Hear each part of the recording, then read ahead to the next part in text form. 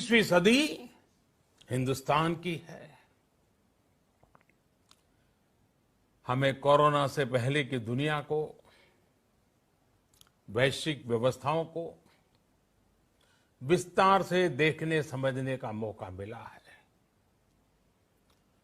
Corona संकट के बाद भी दुनिया में जो स्थितियां बन रही हैं, उसे भी हम निरंतर देख रहे हैं।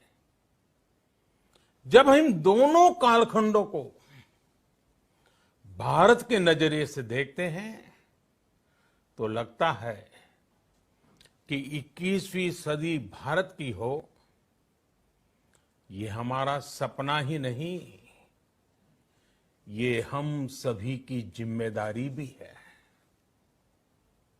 लेकिन इसका मार्ग क्या हो? विश्व की आज की स्थिति हमें सिखाती है कि इसका मार्ग एक ही है, आत्मनिर्भर भारत। हमारे यहां शास्त्रों में कहा गया है, एषः पंथः, यानी यही रास्ता है आत्मनिर्भर भारत। साथियों, एक राष्ट्र के रूप में आज हम एक बहुत अहम मोड़ पर खड़े हैं। इतनी बड़ी आपदा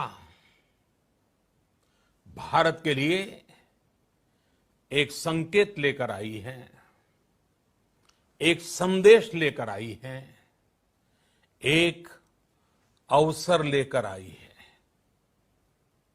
मैं एक उदाहरण के साथ अपनी बात बताने का प्रयास करता हूं।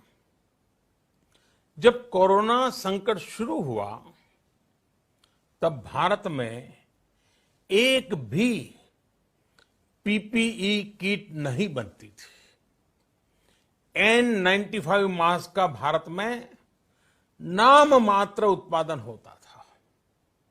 आज स्थिति ये है कि भारत में ही हर रोज 2 लाख पीपीई और 2 लाख N95 मास्क बनाए जा रहे हैं। ये हम इसलिए कर पाए क्योंकि भारत ने आपदा को अवसर में बदल दिया। आपदा को अवसर में बदलने की भारत की ये दृष्टि आत्मनिर्भर भारत के हमारी 21वीं सदी हिंदुस्तान की है। हमें कोरोना से पहले की दुनिया को, वैश्विक व्यवस्थाओं को विस्तार से देखने समझने का मौका मिला है।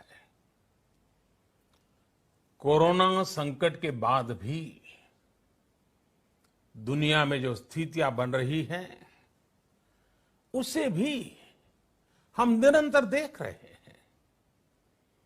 जब हम दोनों कालखंडों को भारत के नजरिए से देखते हैं तो लगता है कि 21वीं सदी भारत की हो, ये हमारा सपना ही नहीं, ये हम सभी की जिम्मेदारी भी है। लेकिन इसका मार्ग क्या हो? विश्व की आज की स्थिति हमें सिखाती है कि इसका मार्ग एक ही है, आत्मनिर्भर भारत। हमारे यहां शास्त्रों में कहा गया है, एषः पंथः, यानी यही रास्ता है आत्मनिर्भर भारत। साथियों, एक राष्ट्र के रूप में आज हम एक बहुत अहम मोड़ पर खड़े हैं। इतनी बड़ी आपदा भारत के लिए एक संकेत लेकर आई है, एक संदेश लेकर आई है, एक अवसर लेकर आई है। मैं एक उदाहरण के साथ अपनी बात बताने का प्रयास करता हूं। जब कोरोना संकट शुरू हुआ तब भारत में एक भी पीपीई किट नहीं बनती थी। N95 मास्क का भारत में नाम मात्र उत्पादन होता था। आज स्थिति ये है कि भारत में ही हर रोज 2 लाख पीपीई और 2 लाख N95 मास्क बनाए जा रहे हैं। ये हम इसलिए कर पाए क्योंकि भारत ने आपदा को अवसर में बदल दिया। आपदा को अवसर में बदलने की भारत की ये दृष्टि आत्मनिर्भर भारत के हमारे संकल्प के लिए उतनी ही प्रभावी सिद्ध होने वाली है। साथियों, आज विश्व में आत्मनिर्भर शब्द के मायने पूरी तरह बदल गए हैं। ग्लोबल वर्ल्ड में आत्मनिर्भरता की डेफिनेशन बदल रही है। अर्थ केंद्रित वैश्वीकरण बनाम मानव केंद्रित वैश्वीकरण की चर्चा आज जोरों पर है। विश्व के सामने भारत का मूलभूत चिंतन आशा की किरण नजर आता है।